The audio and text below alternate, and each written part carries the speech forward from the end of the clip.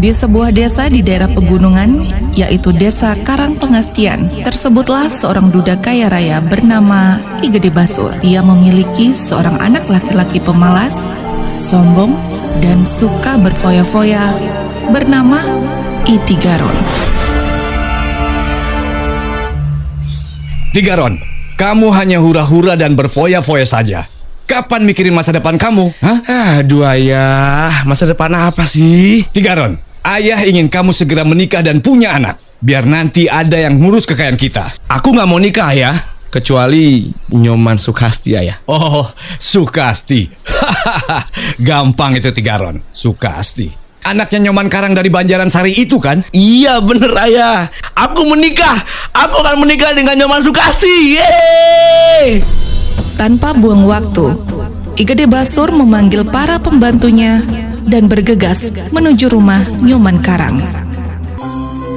Dari tadi Tiang perhatikan Bape seperti mikirin sesuatu.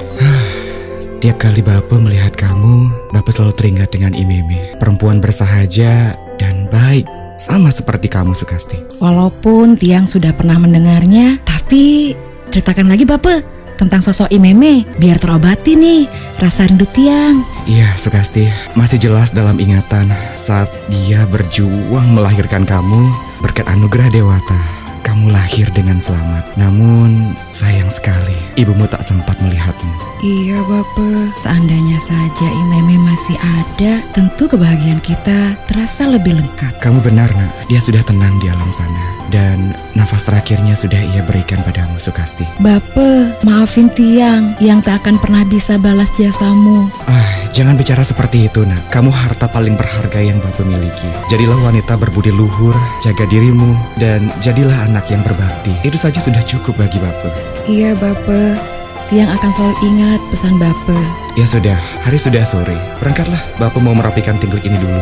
Baiklah Bape, Tiang bawa dagangan dulu ya ke pasar. Tiang pamit Bape. Om Swastiastu. Om Swastiastu, siapa ya? Aku teman lamamu Karang.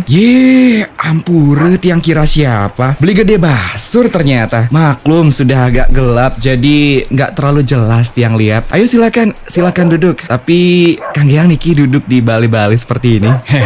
Ya sudah, nggak apa-apa. Ampure Niki beli, seperti mimpi rasanya. Malam-malam seperti ini datang ke pondok. Ada perlu apa ya? Ya, aku nggak perlu basa-basi lagi. Ini terkait anak-anak kita. Maksudnya? Aku ingin kita tidak hanya menjadi teman, tapi lebih dari itu. Tiang merasa tersanjung. Tapi ampure Domo Niki, Tiang masih belum paham. Begini Karang, aku ingin melamar anakmu Sukasti untuk putra semata wayangku I Tigaron. Bagaimana? Waduh, ini sebuah kehormatan bagi Tiang Beli. Tapi keputusannya tetap Tiang harus tanya dulu pada Sukasti. Baiklah, sekarang di mana Sukasti? Dia masih ke pasar Beli. Kalau nggak keberatan, tunggulah dulu. Sebentar lagi dia pulang. Dia akan ambilkan minum untuk Beli dan para pembantu Beli ya. Setiap menit begitu lama dirasakan oleh Gede Basur. Dia sudah tidak sabar mendengar keputusan Sukasti. Om Swastiastu. Om Swastiastu. Waduh, syukurlah kamu datang lebih cepat dari biasanya. Iya Bape, hari ini daganganku cepat habis. Tapi ngomong-ngomong, siapa yang di balai bengong itu, Pak? Oh, itu teman Bape. Dan kami memang sedang menunggu kamu.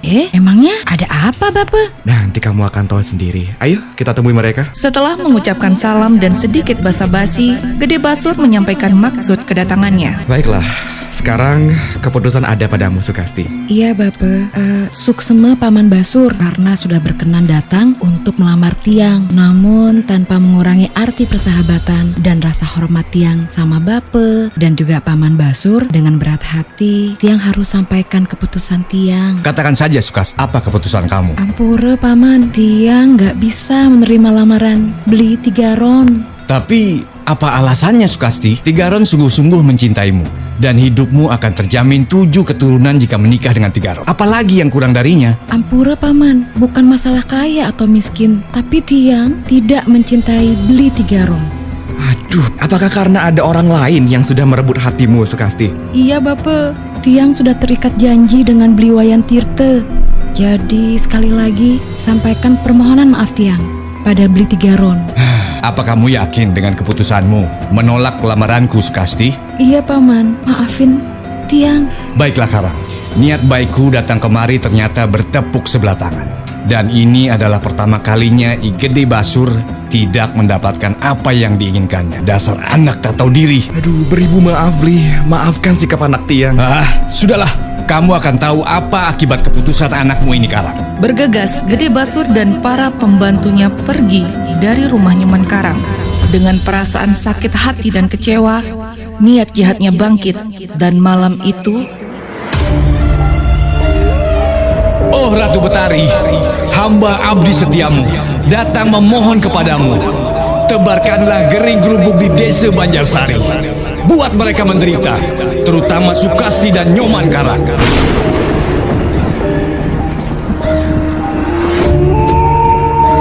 suara lolongan anjing bersaut-sautan.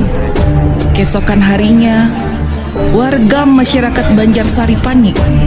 Berbagai penyakit aneh menyerang mereka. Hal tersebut diketahui oleh seorang juru balian. Adu kemampuan pun tak terelakkan lagi. Akhirnya, juru balian tersebut berhasil melenyapkan kekuatan jahat I Gede Basur. Ampun, aku ngaku kalah. Jangan bunuh aku. Aku janji, aku akan berbuat baik. Janji. Demikian akhir cerita Basur bersama Teater Kris, keluarga Radio Republik Indonesia Singaraja. Sampai jumpa.